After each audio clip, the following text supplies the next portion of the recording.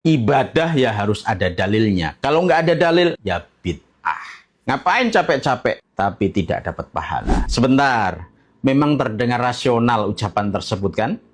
Ibadah harus ada dalil. Ibadah harus dicontohkan Nabi. Namun, ucapan itulah yang membuat kesalahan fatal dimulai semuanya. Sebelum menjawab, kita coba jelaskan bangunan umum hukum Islam terlebih dahulu. Agar tidak carut-marut di dalam memahami syariat Islam. Syariat itu terbagi menjadi dua. Pertama, soal usul atau pokok-pokok syariat. Seperti sholat, puasa, zakat, haji. Ini pokok dan tidak bisa diubah-ubah ataupun membuat syariat baru. Contohnya, Anda punya pendapat bahwa haji itu bisa dilakukan di bulan Sya'ban. Ataupun haji boleh tidak di Mekah. Bisa dilakukan di Borobudur misalnya. Ini jelas bid'ah dan dholalah. Ulama sepakat semua bahwa pendapat seperti ini jelas sesatnya. Yang kedua, soal furu' atau cabang-cabang syariat.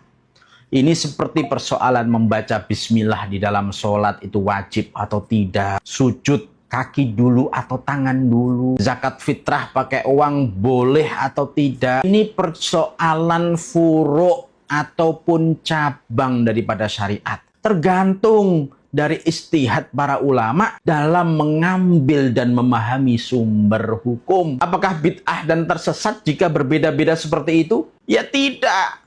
Ulama 4 madhab saling berbeda pendapat, tidak ada masalah. Bahkan Imam Syafi'i dalam satu masalah, saya ulangi lagi, dalam satu masalah kadang ada 2 pendapat. Ini diistilahkan dengan qaul jadid dan qaul qadim. Semua sah-sah saja, gak ada masalah. Bahkan Al-Imam Al-Juwaini, guru daripada Al-Imam Ghazali, menuliskan di dalam Al-Burhan, juz 2 halaman 37. Inna mu'adhama syari'ati sudiro minal istihad. Sesungguhnya sebagian besar daripada syariat itu muncul daripada istihad para ulama. Lah, dalam persoalan amal ibadah bagaimana? Ada rinciannya juga. Ada yang namanya ibadah mahdhah yang murni.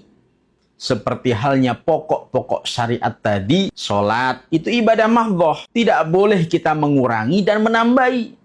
Lagi mood nih, pengen sholat terus mengerjakan sholat subuh 5 rakaat. Ini jelas tidak boleh. Dalam kaidah fikihnya, al-aslu fil ibadat al-khadar. Hukum asal di dalam ibadah mahdhah itu haram kecuali ada dalil yang membolehkannya. Tapi kaidah ini jangan dipukul rata. Semua amal baik itu haram ketika nggak ada dalil. Itu kata-kata orang yang belum paham agama. Bagian yang kedua, amal ibadah yang mutlaqoh diistilahkan ulama sebagai al-adat. Contohnya, seperti halnya kumpul-kumpul untuk berbuat baik, manasik haji, program One Day One Juice, dakwah Islam via YouTube ataupun TikTok. Itu semua amal ibadah yang tidak ada dalil dan contohnya dari Nabi. Ini juga ada kaidahnya. Al-aslu fil adat al-ibahah. Hukum asal amal ibadah yang sifatnya mutlaqoh, yang sifatnya adat itu boleh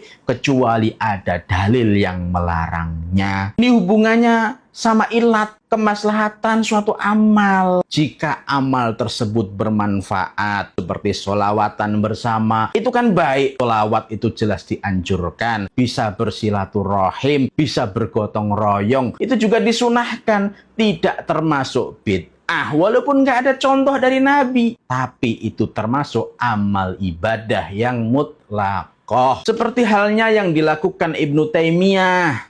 Junjungan ustadz-ustadz kalian mengarang wirid sendiri. Barang siapa yang membaca wirid ini 40 kali sebelum salat subuh. Apa wiridnya? Ya Hayyu ya Qayyum birahmatika ashtagis. Maka hatinya tak akan mati. Ini wirid dikhususkan waktunya, dikhususkan jumlahnya. Ini diriwayatkan Ibnul Qayyim Al-Jauziyah loh. Silahkan cek di Madarijus Salikin, juz 1 halaman 46. Dan ini nggak ada contoh dari Nabi. Tidak ada dalil khusus. Apakah Ibnu Taimiyah alul bid'ah juga karena